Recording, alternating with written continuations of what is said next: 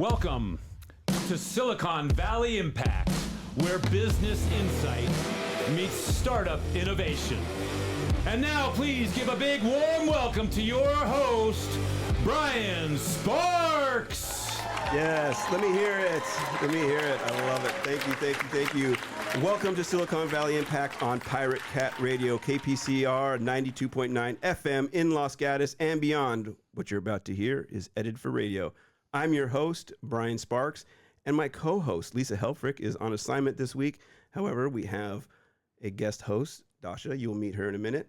The purpose of this show is to have honest conversations about what it takes to build great businesses and communities so that you can make an impact within your own. We got to get you off book on that. Oh, come on. I thought I was getting really natural You got to with stop that. reading it. It just sounds terrible. We got to get you to memorize that. Okay, well, that's the good stuff. Hey, I just want to point out also that we've got a studio audience today, a couple of whom you can see over here, and somebody else who's sitting in another corner, so that it's a full house today. We got a full house today. We have Dasha. We have Sudha. She's going to be on. She's a small business. We have Matt, Will, and Dean of Outhire. I love it. We're going to talk to them today. Let me tell you something, Brian. There's no shortage of energy in the room today, so we might as well get right to it. Dasha, I want to bring you in right away. Good to see you. Yes, bring it. You bring the energy, and that's why I love having you.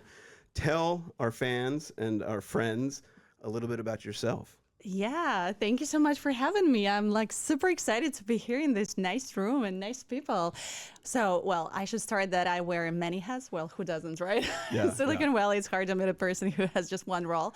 So I've been in tech for 10 years, mostly in different accelerators and venture funds. Right now, I'm a founder of Women Tech Meetup. So it's a monthly gathering where we unite a lot of women, like 150, 170, with the main purpose to have just safe and supportive environment for them to share their stories, failures, and just basically to build connections. I really love it. We host it in Miami, San Francisco, and New York City. I also write for Forbes about venture capital. That's a great instrument to meet great people and, look at venture capital from a different angle a little bit. And also I have my own podcast show, Talks with Dasha. So kind of really enjoy being here in a different role a little bit. And can we slow that down? What's your podcast called? Talks with Dasha. Talks with Dasha. Okay, great. Thank you. So we can catch Talks with Dasha on Spotify. We can catch Apple Podcasts. Oh, you're just love it. There is always this, choice between Spotify and Apple Podcasts. So I don't know which one is better. It is. It's not that they're better because I know they're listening. It's only just that Apple gets like 10 times the users. That's all. And we in no way endorse Apple. This is not a program that ought. We have to say those things. All right. So with that being said, Dasha, let's start with the community that you have built. I mean, you have 10 years experience in the VC world, startup. Yeah. What drove you to start a community? And let me say this, I'm all about go-to-market strategy, but this new idea about go-to-community, and you've built a community that is just scaling quickly. You're on multiple coasts. What drove you to really? Well, that's the thing, right? I should use this phrase. I'm in multiple coasts. I'll definitely use it. I swear. East, West, Gulf, right? The Gulf, Mexico. So, what drove you to create this community? Well, I think it happens organically. And, when I chose this kind of tech way, I mean, back then, like 15 years ago, it was not that popular, especially for women. In general, tech was really different, but for women, absolutely. And it didn't have any role models, like my mom was not like an Instacart or whatever. So both of my parents actually were in the teaching field. And, then when I started, I just realized that it's a highly male-dominated area. Mm-hmm. But I mean, I'm totally fine with that. Like, I love talking to guys, building connections. But I mean, I really feel like there was a need, to feature women more and, and to provide this special environment so they can strive. And I really see it, it's funny because like when you go to an event that is marked as like women in tech or female founders, you can see a lot of women there. But just recently I went to an event that was just like general, just a meetup. And there were like 70 people and only 7 women. And I'm like, why? Why are you not showing up there? Like, And then I realized that sometimes they just want to have like a special environment, just to be together and like to feel really comfortable sharing their stories. And I started it doing like in Miami. I spent 2 years in Miami, and then slowly, I realized that more people want to have it, more people want to join. And so then I moved to San Francisco, and San Francisco is amazing in terms that there are so many talented women, I had no idea that there are so many, but for some reason you don't see them in the street regularly. Yeah. So you obviously identified a need, created the space, and at that point you were doing, what else were you doing at that point where you saw, okay, what I'm doing now and what needs to be done, there was an intersection? So I was like back in the accelerator, then in the venture fund. So I was actually head of community and partnerships. Maybe that's why. And I can say that I'm like really good at, like connecting people and talking to people. So I enjoy it. So maybe that's why.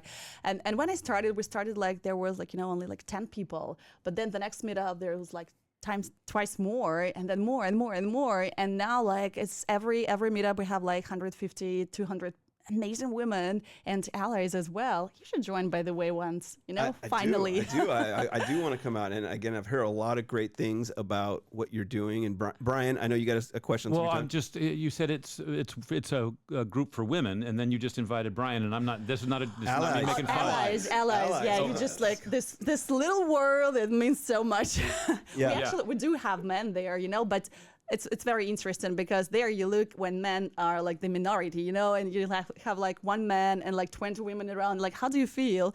And the opinions differ, Some say, I'm scared. Like, why are you scared? Like, come on, man. Sorry to say, but I think that would be great. Yeah, exactly. Some say, I love it. A lot of men, they actually come and like, I want to hire like a female engineer. That's just my passion. Absolutely. I'm like, okay, sure, enjoy. Like, take your chance. Yeah, I love it. And so you are doing, again, like I said, on East Coast, West Coast. Yeah. You got started. You just actually moved to the Bay Area. You were in Florida. Yeah. And you were working there. And so what prompted you to make the move to Silicon Valley? Because people all over the world are wanting to come to Silicon Valley. What was your reason for coming to Silicon Valley? Yeah, I mean, honestly, Miami was just too hot for me. Like, I mean, it's a very stupid reason to leave the city, but it's really true. And Miami is amazing, and it's a growing tech hub. But I always wanted to be like kind of in the heart of tech, and basically this is Silicon Valley. And before I made this move, I came here like for probably twice. And from the first time, like I totally fall in love with that, with this, special atmosphere. I made the first Women Tech Meetup here with TechCrunch together and Microsoft, and that was amazing. Like I was impressed by this crowd, by this energy, by how friendly people are. And it's really interesting because like actually like in Florida people are extremely friendly as well, but this is just different. So there it's just easy to make connections. Here maybe sometimes it's harder, but people are so welcome to help each other, and it's so easy to make this connection. Like, oh Brian, like Lisa, can you like make an intro? Oh yeah, of course. So this is Lisa, this is Dasha. Okay, come on. Then we have hundreds more new connections. Absolutely. Yeah. Matt, that resonates with you. Absolutely. That's what we're experiencing over here. Oh, yeah. Right. Like, so actually, how does it feel for you? Because you just came, right? Yeah, we came here, been here for a week and meet people. I know someone that can help you out with this, Yeah. meet this investor, meet this potential customer. It's been amazing. So Matt, because we want you to chime in and you bring all the energy that Dasha brings, tell our audience a little bit about your startup and what you guys are doing. Yeah, so Outhire.ai, we are an employer brand platform. So our customers use our software to create and launch employer brand campaigns. So really important, like why do you want to actually launch your employer brand? You want to attract talent. You want to get the best talent, and you want to have that talent that's really aligned to your company mission.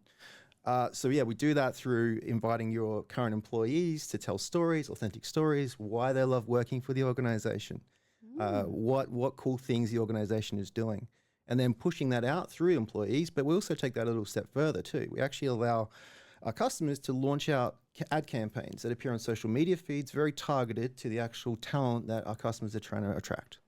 I love it. And so what got you into HR? And I want to tie this in because, again, Dasha, with her ability to bring a community together, what is kind of your background in that space, HR, and bringing the company culture together? Yeah. So I'm a software engineer. So you're not a recruiter. I'm not a recruiter. I was expecting. I'm not a recruiter. Yeah. No. Okay. I'm a software engineer for 23 years, and I've had lots of startups over my career. But the last startup that I was involved with, I was the first engineer. It's called Sign. It was acquired by Honeywell. So when Honeywell acquired us, gave me a lot of headcount, go out and hire. And we tried everything. We used job boards, ineffective. We used external recruiters, which were really great, but hit my P&L way too much. And what worked really well, we did some experiments. Obviously, we did beers and pizzas, and engineers love that sort of thing. But we did a little experiment with having engineers tell their stories, like why I love working for this organization, the cool things that we're building and the problems that we're solving.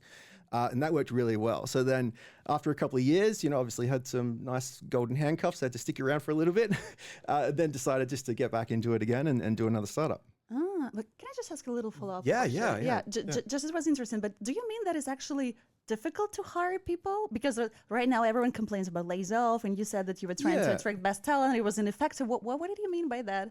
Well, it's difficult to hire people that are aligned with what you're doing. I mean, everyone wants money. Obviously, you want to get paid for the work you're doing. But like, how do you get talent that's really aligned with the mission? So where we're taking our product in the future, you'll be able to see that someone liked a post that you did 6 months ago. You'll be able to see that they've reshared something that you've released, right? And then when they actually come to apply for the role, they're really aligned with what you're doing. So you have to like posts.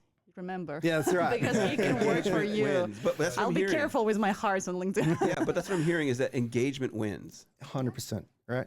Yeah. I found the best engineers because I was head of engineering. I had 80 engineers in my organization. I found the best engineers were the ones that are really passionate about what we're doing. And also, as a side, the ones that worked at McDonald's or a grocery because they sort of felt a really good pain point of angry customers. So that's another little thing we could talk about later on. Oh, interesting. Absolutely. So you're hearing in the background Sudha, and she'll be here with her startup as well. And I love what we're talking about. Cameras on now for those of you on the radio. Hello. So what we're talking about now is really the energy of Silicon Valley. Matt, I met you and your team in Las Vegas. You were on your way, right, to Silicon Valley, and we were there for a conference. It was a conference. It was a conference, right? A conference, of course. Little disclaimer. You guys were there for a conference. We were chatting. You were on your way to Silicon Valley. Dasha's talking about this energy that's pulling you in. What is it, Dasha? I'll start with you, and then I'll kick it over to you, Matt. Yeah, sure. What is it about the energy, a little bit more, that really stimulates innovation, teamwork, and it's so different than the rest of the world? Yeah, I think because there is such a high concentration of, talented people, basically engineers, venture funds, startups. And, it's not bad here to have ideas. So if you have an idea, and even if it's stupid, it's okay. It's okay to share ideas. It's okay to be, vulnerable in some ways. And people understand. And, you can be supported here, because there are so many different ideas, different things that people want to try and to start doing. And it's just incredible. And it's a very high concentration of different, companies, of different venture funds. Yeah, so you just, you cannot get wrong. You go for coffee and in a line, you can meet so many amazing people. And what I really like about it, for example, that people don't like showing off here, most of the people. So it's not about expensive cars, nice clothes. So everyone actually looks like homeless most of the time. But, sorry, I should have dressed up a little bit today. Yeah, sorry. But I mean, and this is actually cool, everyone is so chill, so you don't. No one wants to impress you unless you're in the networking event and have to pitch your company. Yeah. So, and I think that makes it so special. It's like a combination of different factors. And now with the rise of AI, things are just skyrocketed. Yeah, absolutely. Matt, what is it about Silicon Valley that draws the energy in? Yeah, I mean, like, you know, you can tell from my accent, I'm from Australia, right? So we're over here from Australia. And we have gone to an event every single night since being here. And we've got so many events booked for, you know, the rest of the time. Everyone here is in tech. Like my co-founder, Will, CTO, he went to an engineering event last night. Now, back where we're from, in Adelaide, South Australia, we just haven't got anything like that. There's just a random event, 150 people are there. They all networking, exchanging ideas. It probably one time a year. That's something like that. One time a year? Yeah. Are you Maybe I'm serious? exaggerating a little bit, but you know, it's not to the scale of what it is like here in Silicon Valley. Wow, that's interesting. So in order to kind of put things into context, environment matters. So whether or not it's Silicon Valley or it's your business, you need to have that environment that stimulates thought, Absolutely. that stimulates opportunity. And you guys were doing some of that in Las Vegas at the Needle. You guys were jumping, doing some stunts and stuff with Chad and the Cheese. Yeah. What was going on with those stunts you guys were doing? Right. Yeah. So we decided to jump off of a building in Vegas. It's called the Strat. It's 840 feet high. It was. Listen to where this. you met them? Listen to this. This Very is, next. Hold on a second. This is I mean, you jumped off an 840-foot building Yes. with a bungee on you, It's or a harness. So we're with a harness. strapped in. Yeah. But somebody's running this as like a thing that anybody can do. Yeah, anyone You can all do. didn't bring this from Australia. No. with you. We didn't do that. and so we saw them at an after party, and they were still buzzing. Like your eyes were still dilated. Yeah. I want to jump out of planes next. Like, that's my next thing. Yeah, right? you did it. And Dean, who's just off camera and off mic, Here he is. Wave to Everyone, hello. yeah, Dean here. his eyes were dilated for different reasons. He didn't jump. He didn't jump, and I gotta admit, I was on him, right? Like, you're chicken, you didn't do it. And of course, then later that night, I went up there, and I immediately thought to myself, I owe Dean an apology. Helicopters are flying past I at the saw same that. level as the building. It is Yeah. absolutely terrifying. So the those of wind you up who are there, everything. On your way to the Strat, I highly encourage you go up there and check your fear of heights at the door. It's just that initial step off. Like, that was the hardest part. Once you're just enjoying it and the adrenaline kicks in. Wow. It's just taking that Yeah, because initial at that step. point you don't have a choice. It's right. I just did the roller coaster there, and you were the next day. You did it? Okay, there it is. Roller again. coaster. I love it. All right, so let's talk a little bit about some takeaways. And Dasha, I'll start with you. You've worked in the VC space. You've researched companies. You've done your writing. If there's a startup who is listening now, looking to raise. Man, I hate this question. You hate this question. Okay, No, keep good. going, But keep going. everybody, but it's one of the pain points that all startups have, and that's raising. And particularly in this, okay. right? Particularly in this environment now. What are some top of mind takeaways? And we can go anywhere with this for our audience to position themselves. Because again, we're talking about being in the right environment. Position yourself for success. What insights over the last decade have you pulled away from those who can raise effectively and scale effectively that would be useful for our audience? Yeah. But I thought you were gonna ask I me didn't even about. prepare you for that, so this is totally off No, cuff, that's so- okay. I thought you were gonna ask me about what's your favorite startup, and it's so hard to answer. And I was like, damn, I hate this question. no, no, But no. Of course, it's our It's our hire, yeah. But this one is easy. It's okay. No, actually, I think that lately it's really important to build your personal brand, and I think it matters for founders as well. I actually had a lot of conversations with some people, and they say like, okay, if the startup is building their own brand, they probably not building anything else, so it's like a waste of time. But I disagree. I think it's really important, and I think networking events are super helpful here. And LinkedIn, like, we're living all in digital era, and I think you have to be really present online and offline, especially when you want to meet as many people as you can, and you have to be active. So for example, let's say LinkedIn, if you want everyone knows about your company, you should be always there. You should make posts like about, oh, I'm here in Vegas, this is Unleashed, so we're here, look at these pictures, I met this and that. And I also figure out that it's really important who you know, because sometimes when you meet a person and they know nothing about you, like I would hire, okay, what is I would hire? But you say, oh, I know Brian, I know like Jessica, I know this, I know that from this company, from this, and people like, oh, okay, so you know them, and they feel like more connected to you right away. So it's like a really good tip. So if you don't know how to find this common ground with someone, like I like cars, but that he's like not interested. I like that not interested. So try to find maybe some common people. And yeah, and you definitely need to be active because you meet a lot of VC, you meet a lot of other founders, you can hire, and all these events, especially after COVID, they matter so much because people are hungry for this, you know? And I think right now in San Francisco, after this difficult pandemic times, after this crisis right now with this AI, it's booming, like people are everywhere. And we have like, I don't know, like 80 different events a week. That's insane.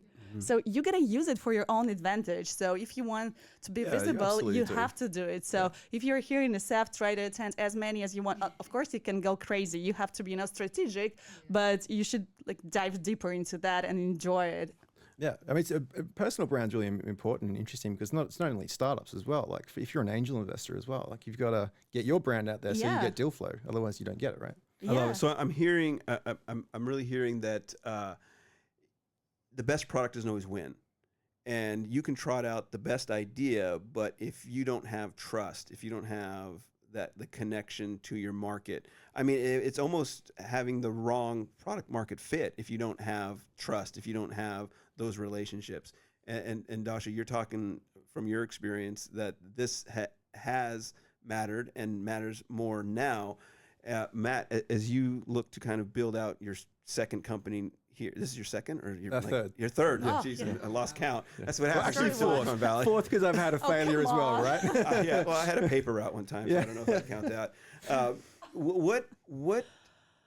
What have you deployed in terms of marketing other than jumping off the strat in order to position yourself for success this time? Yeah, I mean, from a customer and lead generation point of view, go marketing early. You know, I think, you know, because I angel invest as well, and I think the best founding teams are the ones who, you know, when they're second-time founders are the ones that, you know this problem. They know you need to go out, put content out, and to your point, Dasha, like you need to keep putting content out all the time. So we had someone on our show the other day that was talking about second-time founders really have an advantage. I agree.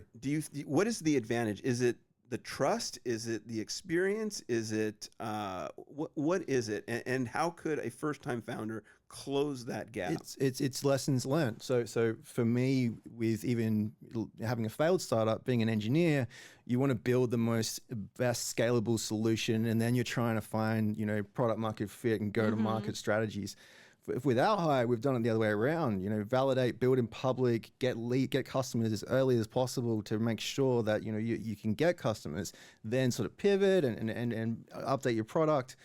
So I think second-time founders know that, and they think about marketing really early. They think about sales really early. Second-time founders obviously can build a team. Building a team is really important. Yeah. You know, Will and I are founders that, you know, we've actually done startups before. So, you know, that trust and can you actually bring, you know, I suppose team members from your other startups as well that you've been. Do people want to follow you? Are you a good leader? Like all these attributes. I could talk about this for ages, Brian. So Well, go on, because what you're saying is that you've done other companies with Will and Dean. Is that correct? So you've kept the band together. That's right. Yeah. What is it that through the ups and downs have kept you together? I mean, are there secrets? Did you have of each other? Tell us everything. Yeah, I think it's dynamic. Like, and you're You right. have their passports. It's dynamic. It's trust. And to your point, you're right. Ups and downs, like super important. Can these two founders actually navigate a difficult time? Right? Can they have those hard conversations? You know, can they call each other up and say, look, you know, you didn't pull your weight with that, and you know, are they honest with each other? Can they say, look, you know, I actually made this mistake. I'm sorry. Last week, Lindsay, she was on our show, talked about founder divorce. Yeah, I love this expression. Yeah, because it's like a marriage, right? Well, it is a marriage, you know, professional one. Did you fire any of them before? Have you ever fired any of them? been No, on the Not edge? yet. not yet. Okay, I was just curious, you know. The other side of that is have either of them quit? No. No, all right, you guys are lucky. Oh, yeah. So there's hard conversations. What other qualities do you feel that, I mean, did you guys know each other before you started into business, or did you kind of come across each other in your past? Good question. So Will was my first employee with my agency that I had probably about 10 years ago. And Dean and I have actually known each other outside of work. We used to play basketball together. Know some mutual Many years friends. ago, and then we just ended up working together. So, Nice. And so you have those other experiences that go that are complementary. Complementary, yeah. That complementary. Yeah. And it sounds like both of you, all of you, have your unique personalities. I mean, Will's been sitting over there, or excuse me, Dean's been sitting over there smiling ear to ear since I saw him, and then Will's got this personality like I'm stoic. He's like he's very, and he's laughing now, the but substance on the style and it has me thinking about a diversity in a different way. Like you bring in different personalities. You don't bring in everybody who's singing the same tune. that's right. I mean, as a CEO, I haven't got all the answers, right? You need to have different people, different thoughts, different opinions, telling you what we should be doing. But it's interesting because one person is like your friend, and another person was like you had professional relationships from the beginning. So how does it differ? Because there is like an old saying that if you want to make an enemy, start working with your friends. So how does it feel like for you, like working with a friend? Like, is it still okay versus working with a like stranger? I would say so. Yeah, that's a really good question. I think it is hard when you're thinking, did that team member perform this week, right? And then, it's a hard conversation. You've got to be willing to have those hard conversations with your friend and maybe we won't be friends later on. I don't know. Like we never know, right? We're all Australian, right? Yeah, She'll be it's right, a good mate. deal. She'll be right. It's a good A every time, right? It's a good A. I love it. So Dasha, when you were working with your network and you see such different personalities, can you kind of see who can play nice together and who doesn't? And then how do you continue to bring together such diverse group of people to kind of get going in the same direction? Because you do have a community that's going in the same direction. Yeah. And it's a very interesting question. And I think I learn every time and I learn every day because the more people I meet, the more like I learn and I know, facts about them.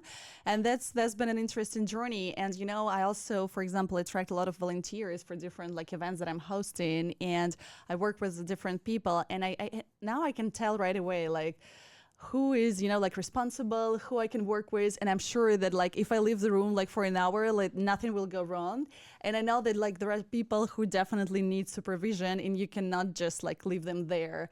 And just with time, you see, and it's really interesting because some of the people that I meet, like for example with Women Tech Meetup, they became my friends, and because you just see each other, and then you can so we have this certain common interest, then you dive deeper, and there is more, then you go for coffee, and then eventually you realize like, oh my gosh, like I'm so lucky to meet actually my friends there.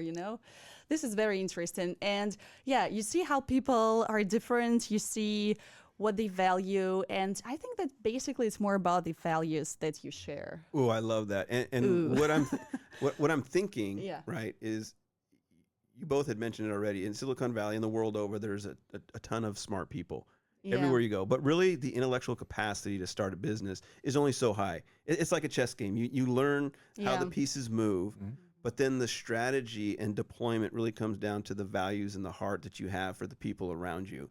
And that, I think, goes to show, like, how can I serve my market? How can I maintain connections with my community?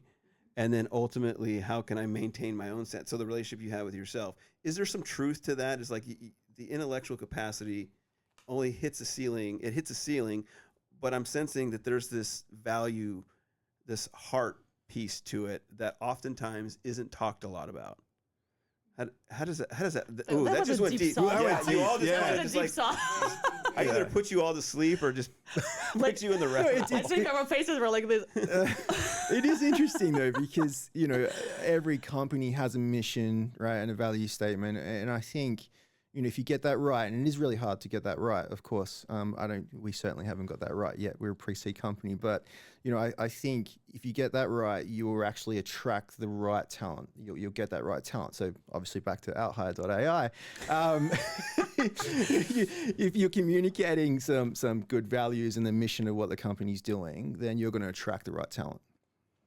Same thing, Dasha. Is that kind of what you're saying? There's this heart piece of it that you speak to, and empathy for your for your market and your community? Yeah, definitely. I mean, I think it is about soul, and these values, that's how you meet people, and that you're like interesting, to each other, because you have something that you cannot explain, and the person may not be even from the same industry as you, it's maybe not a person from the venture capital. It can be like absolutely different, but you like can fall in love with this person, as a person.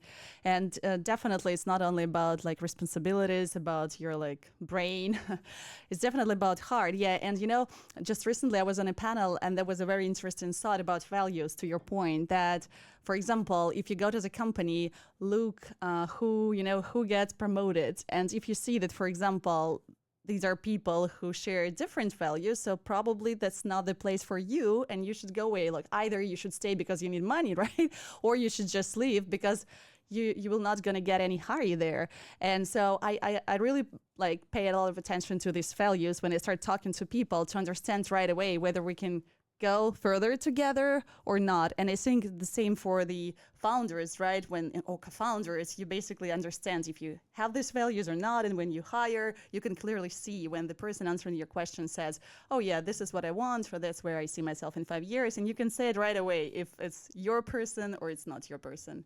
Exactly. So based on your 20 years experience. the thing that's kind of surfacing right now is the power of contrast. We're talking about the intellectual capacity to run a business, also the heart to drive a community, to capture the market, build trust. I want to make a quick pivot here, but stay with the theme of contrast. Matt, you have had 3 companies. This one right now is trending in a successful direction. You said you had a failure. Yeah. That you call a failure. Your words, not mine. Talk a little bit about the contrast of what you learned from the failures and the successes from your startup. That would be really insightful for those listening to avoid as well as to build on. Yeah, so it sort of really stems from being an engineer. As an engineer, you want to build the most technical, most beautiful solution, and you will spend a lot of time building that. And you will iterate over that, and you'll refactor your code, and you'll keep building and building and building. Oh my gosh, it's like you're talking about a woman, not a code, I was like just with so much love in your eyes. We get passion, right? We love solving problems. Engineers love solving problems and building things, right? So yes, it's analogous. Yes, I can see that. But so, and that has been my biggest lesson learned, is just to not focus on the product. Like focus on the problem you're trying to solve and validate that problem with customers. Not product. Yeah. So not solution. So product over solution. Okay. And what were some of the missteps in focusing on the wrong things that really kind of turned the table in the negative direction in one of your companies, but yet is now a different look towards success? Yeah. So building just a team of engineers to build a product where now, sales, marketing, having that initial focus really early and speaking to customers and having a more of a product management mindset, right, to actually be solving problems. So what happened? So we're talking about the order of things. You're talking about building a product and, if I just get it in front of the right people, it'll sell. Mistake. Listening to your market, building it according, that's your learning. That's what you're kind of learning now. What other characteristics of failure and success do you feel would be advantageous to those listening, they could adopt from your experience? And anything else rise to the top? Tell us all your mistakes. Yeah. 'Cause this is We this is want where the to juice learn is from coming. No, you. yeah, absolutely. So, bad hires have been one, and thinking that you can, as a leader, as a manager, turn them around, and you think that they will eventually make it, and You so think you should fire right away if you understand? Yeah. I think you've got to set your team up for success. So if you're not setting them up for success, then that's on you as a leader. But you really make sure that you get the right hires and the right team. But how can you make it, like, how can you be sure that it's the right one? Are there any tips? I can't give another plug for our software. No, go for it. While hiring, can you avoid it? Or like any tips, like ask 3 questions to make sure that it's the right fit? Yeah, so I like to, in interviews, ask, have you downloaded our product? So in software context, have you downloaded our product? Have you played with our software? And time and time again, no, tell me what we do here. Just a basic question. Tell me what we do here. And it'd be amazing how many people are just like, I actually don't know, or they're just rambling things from the website. Who are you? Yeah. What's your name? That's right. And Skills yeah. can be learned, but Absolutely, yeah. Can we repeat what she just said? The mic didn't pick it up. Skills can be learned, but attitude cannot be. Yeah, So yeah. skills can be learned, attitude can't. Attitude comes from within. That's another deep thought. We have like so many great Now I'm thoughts today. frozen, like I'm the deer in the headlights. That's so deep. Yeah. And so you've realized that plays. You got a bad attitude, or you're just not engaged. You're in it for the money. You're looking for something a little bit more. Absolutely. It's just shocking to me to think that somebody might show up who's interviewing for a job and didn't do any research on the company that they're showing up to. It's no research. It's shocking to me that it failed our interview process. Like, how does that person even get past the phone screen? Well, it's a paper tiger, right? Had a lot of conversations. It's a paper tiger. People really look good on paper, but then Correct. you start talking to them and it gets torn down. And I think companies can be the same way. May I advocate for those people who are looking for jobs, because it's so tricky. You send like, I meet so many people, you send like hundreds of CVs and you just get ignore. And you're like, Absolutely. not even no, say no. Why do you just ignore? So, and at this point, like, what do you expect? So you expect every person to learn by heart, like every company's description. So it's also, challenging for them. And to your point, Brian, companies can be the same as well. Like, it is so important for a company to really communicate what it's like to work there. Now, you might be a company that has a bunch of A-type, war game mentality, win at all costs, and that's okay, but push that message out there. Have that message actually out there, going out there, because you want to attract those people. Exactly. Sometimes I think companies, they forget that they want to attract people, and it looks like they're just ask questions, but they don't want to say, look, work with us. We're so great. So this is very important, actually, I think. So you're talking about consistent messaging. How have you, in the early stages, put together that messaging in order to build trust with potential hires, as well as building trust with investors or building trust with your market? Where does that insight come from? Yeah, so building trust, I'll start with investors, has been of relationships, like relationships over multiple years. So I met one of our investors over here in the Bay Area when we were over for SASTA, sales-oriented conference. And that's just building that relationship all the time. From a employee point of view, attracting talent, obviously, as I said before, putting out messages saying this is what it's like to work here. And now, obviously, with what we're doing with our product, is allowing employees to tell authentic stories. This is what it's actually really like. The challenge is, though, getting a CEO, head of people and culture, head of HR to actually agree, or even comms and marketing, to actually say it's okay to put out a negative image, right? Interesting. That was good insight. Actually, the right answer was to say hire a communication coach. And funny, there's one in the room. And anyway, I digress.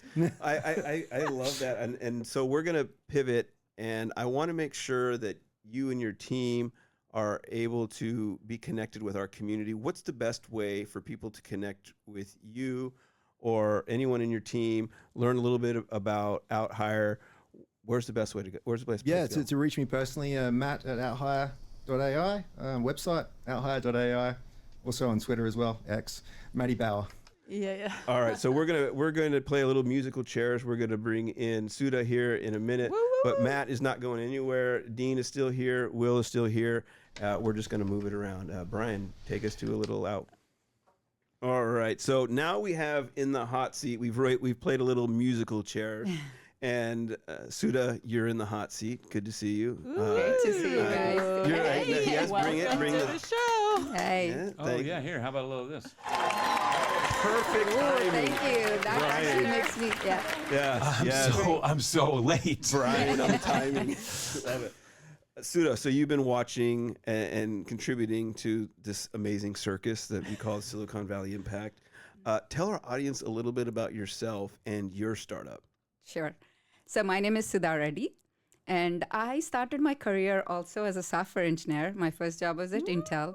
After that, like several hats, like being operations, product manager, then finally landed into marketing. And at GoDaddy, I was actually owning all the marketing products for GoDaddy. And from there, started my own agency. I was helping small businesses do all aspects of marketing. And with Gen AI, this whole gap opened up where as a marketing or as an agency, you could only scale so much. But you at GoDaddy as well as at the agency, I started seeing this niche where marketing needs that personalization. Marketing needs to come like right from the beginning. It shouldn't be an afterthought. Most of the founders, most of the startups, the mistake they make is that they're so passionate about their product and solution, they keep building it and they don't think about marketing till a year later. And they have to start with thinking about marketing from day one. Think about your customers. Pivot your product accordingly. Make product and marketing like go hand in hand. That makes it for a better solution. So that is where our startup right now, Rava, comes into picture. Rava is a marketing co-pilot for startups and small businesses. So we take in any startups. It could be a business idea or it could be a URL like that you already built. We take it from that level on. And from there on, we give you customized like marketing strategies, make it high content, high quality content for you, and make all your marketing in a breeze, in a box. That's So my question becomes: you saw this issue when you were working in corporate. Yeah. Did you start like on the side, or you just kind of like, no, I'm out and I'm going to go do this full time, or was there a progression? Because we talked a little bit about there's always going to be a pivot in the life cycle of a company, whether from the time it hits the napkin, so to speak, to the time you sell. And so a big part of the pivot is when you're all in. And sometimes you don't have the funds for that. When did you make the decision, like, okay, I'm leaving this and I'm going to do this full time? So at GoDaddy, I actually started noticing this trend. We work with a lot of small businesses. So we have this mentoring session. So I started playing an active role there because I knew that the solutions they were getting was not enough. The mentoring started becoming bigger for me, where I was starting to work with the startups and started like letting them know how to design their marketing, how to do that. That was like where the thought process like started, like saying, hey, these guys need a lot more than what we are able to give. But one beautiful thing that happened, I was in that process of, should I quit? Should I like start my own thing? That process was happening. When it was happening, like GoDaddy laid off their whole marketing team. I think that was like the opportunity Time like to go. boxed up for me in a very beautiful way. After that, I never looked back. I just like, it's like universe giving me a sign that I need to I need to like do something. And right after that, within the 1 month of getting out of it, I actually found my clients and started doing just like services on the side. That's how it started. And that took like about almost 4 or 5 months, and now it's evolved, like in the last 5 months, evolved into a product. So yeah. Nice.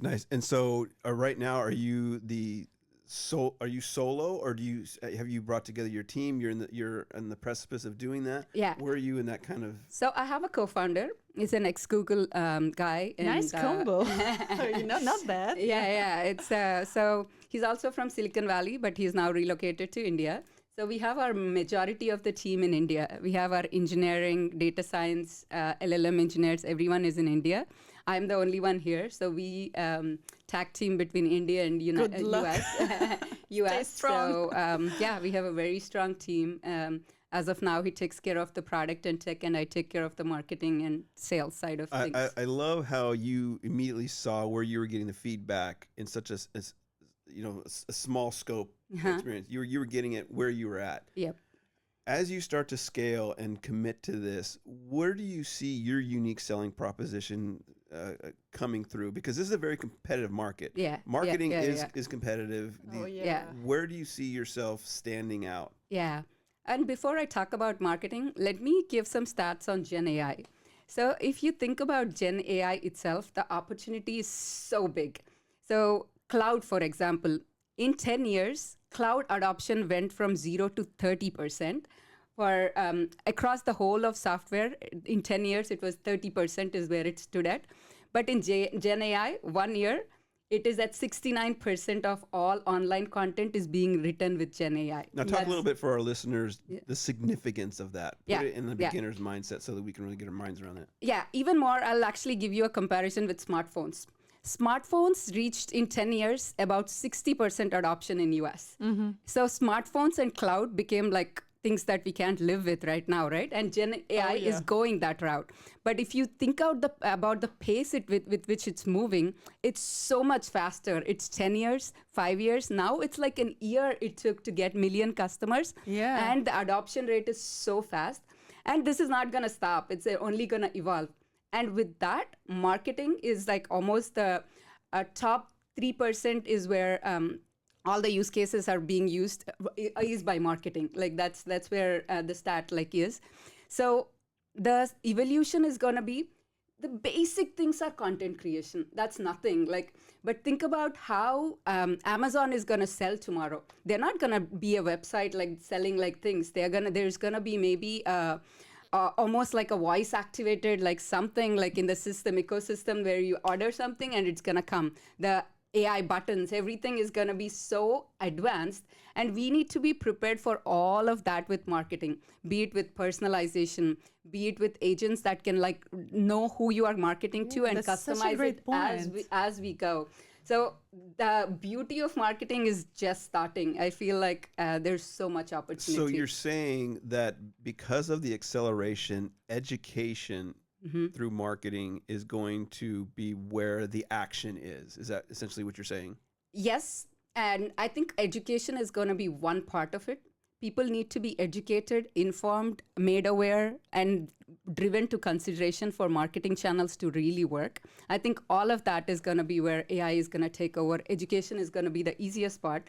I think you can write like a number of art. If you train the AI right, you can like get it right. But people make the mistakes right there. Like they don't like take that consideration. And you have to start thinking about, every company has to like start thinking about, okay, put your educational content out there, have your academies, have all of that to inform your customers.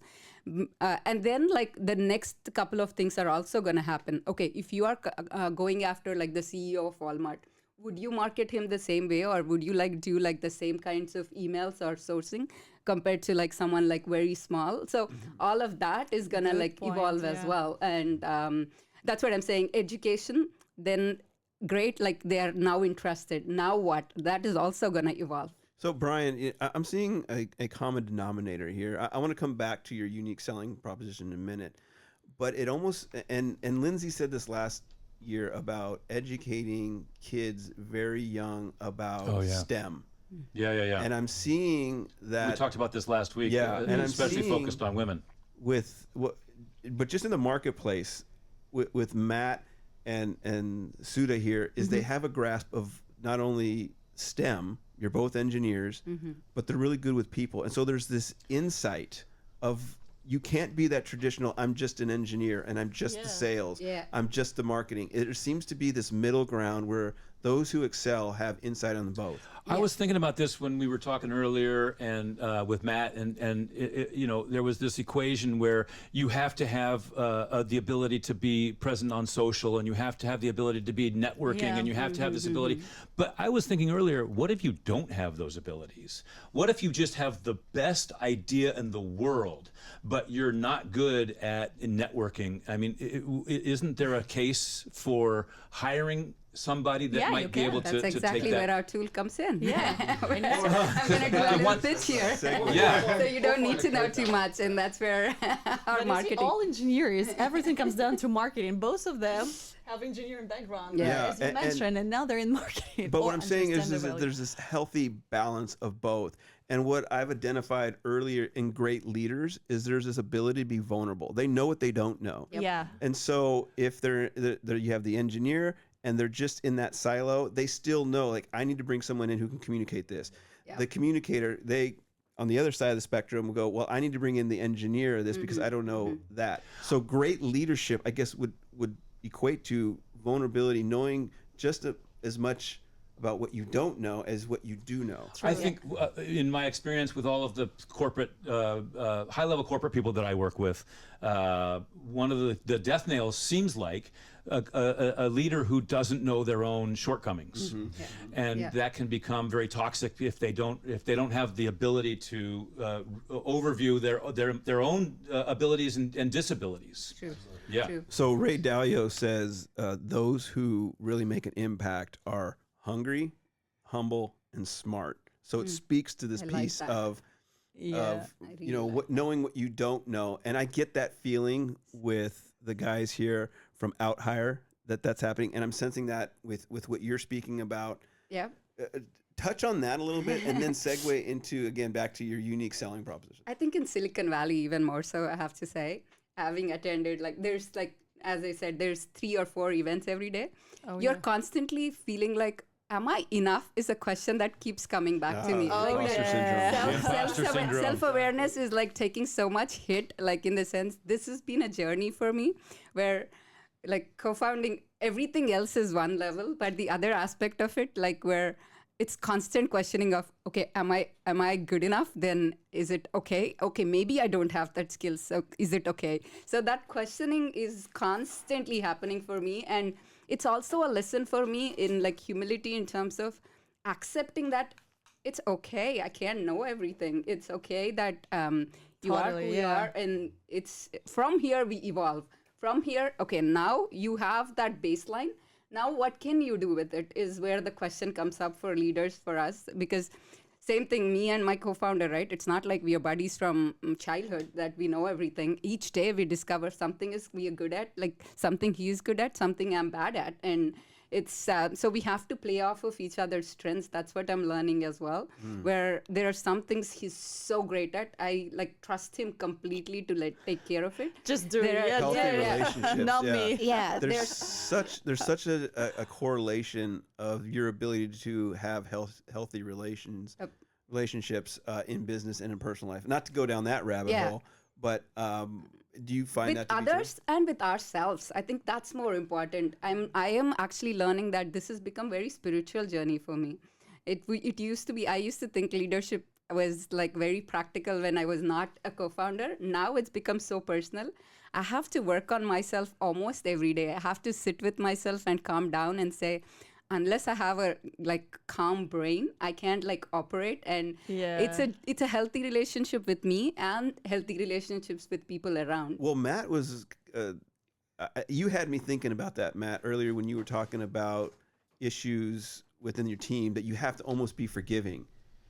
Right? You have your own expectations, you have these drives, you have this intensity, and everybody's not going to hit that level every time. And that's what I kind of heard from you. Would that ring true? There's this level, I mean, you don't talk about it, but there's almost this background drive to be, you got to be forgiving. You got to be, and what I mean by forgiving is you got to let go. You got to let go, and as I said before, you've got to set people up for success as well. Yeah, you got to let go and set people up for success is what he said. So, Dasha, do you see that to be true with your journey, with your network? Is it's almost like a spiritual experience? Not to get too deep into that, and then we'll pivot it back. I still want to know what your unique selling proposition is. We'll talk about that. Yeah, it's a deeper growth. We'll call it that. It's a deeper growth because you're now accountable to such a bigger, there's a sense of belonging, right? There's a bigger organism here that's working together. Do you sense that to be true? Yeah, of course. And, like, I really love the point about that you have to be true to yourself. You have to say, okay, these are my weaknesses, these are my strengths, here where I have to work better.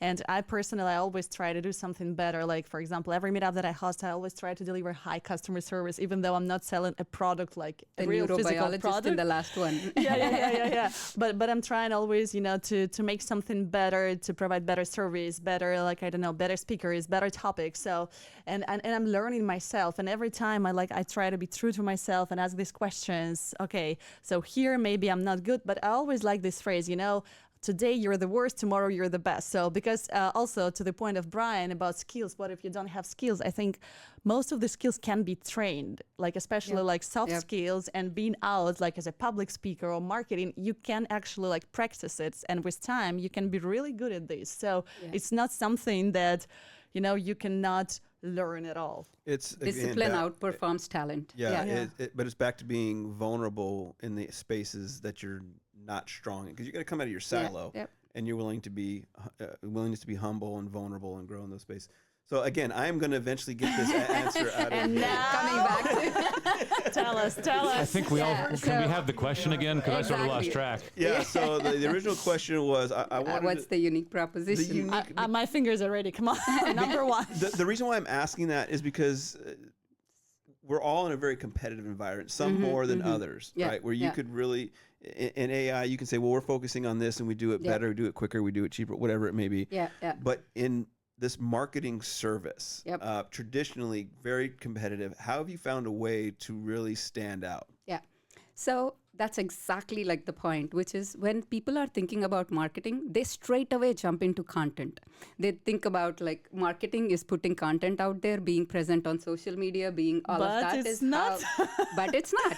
Exactly. So I think you start almost from the basics. You start from understanding who the customer is, putting together a strategy, and that strategy could change. But marketing is also about constantly testing and knowing what's working and what's not working, right? So Start put with the together a basics. strategy. Yeah, Number start one. with the basics. Then execute that strategy with content. You don't have to like go after a fad and be on TikTok if your customers are not Gen Zs, you know. You actually have to like just be on LinkedIn. Like that's like the strategy. And that is something that needs to be core theme where your customers are where you're going to play. If your customers are moms, go to Facebook groups. Don't have to be on LinkedIn. And I'm that's not on like, Facebook, but I'm a mom. Okay.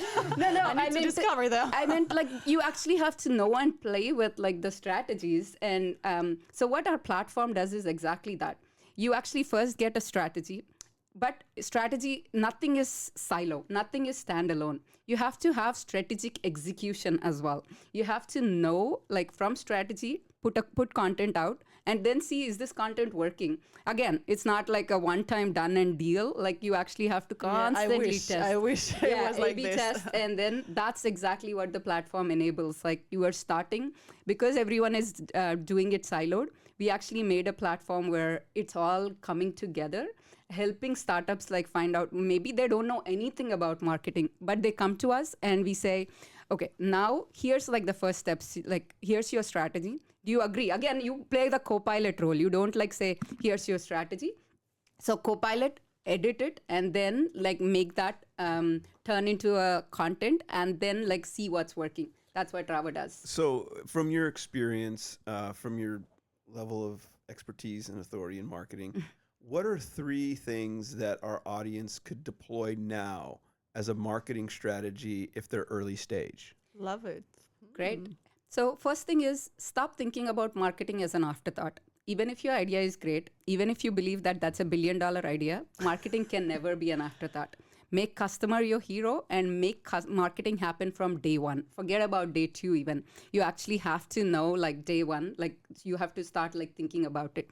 2, think about your ICP. Everything starts with your ICP. Like nail down your ICP. ICP? Idea. Excuse me? Sorry. It's your ideal customer profile. Okay. Perfect. So think about what their likes and dislikes are. Where are they playing? Where are they online? Are they on like gaming like companies, or are they gaming more? Are they on TikTok more? Are they doing offline events? It doesn't matter, but you definitely need to research on what is like, where are they playing at? And the last thing comes like, how would their path be, customer journey, which is how would they ideally discover your product? What's the pain point? And you have to play with it. Like, so those 3 are the starting points. And then of course you talked about product market fit, all of that comes later. But I would think about these basics first and then go into like the remaining things. All right. And some... Repeat that. Jump off a building too? Yeah, jump off the building after do that. something Yeah. crazy. All right. So with that After being that. said, Sudha, how can people, really quick, how can people get a hold of you? So Sudha@rava.ai is my email. And I'm on LinkedIn, very active. So Sudha Reddy on LinkedIn. And you can also check out our company website at rava.ai. All right. And our hour goes so quick. I mean, we just... No way. I want to thank all of our guests today. I want to thank Dasha. Thank you for being my Thank co-host you. today. My Sudha, thank you. pleasure. Thank you. All right. Thank you. Matt, Will, Dean, good to see you all. Want to thank everybody. And of course, that's a wrap, everybody. Thank you for listening to Silicon Valley Impact. You can join us every Tuesday from 3 p.m. to 4 p.m. Make sure to follow us also on Silicon Valley Impact on LinkedIn Live. Thank you for joining us today. I was gotta be honest. I was nervous about today. Like I was like, "Are you guys gonna be able to make it? Is Uber gonna push you off into the East Bay?" But this was a great show with energy. Really great show. Yeah. Like a second bite. But that was of the apple. 18 minutes. That was 18 minutes like that. Yeah. 18 minutes. I sounded like we had like enough time. Yeah. I love Yeah. it. How'd you guys feel? How'd you feel about it? Great. Yeah, we loved it. Well, thanks. Again, when I'm back here in the States. I love the energy. It's not like jumping We'll off a see how building. many complaints from the Aussies come in on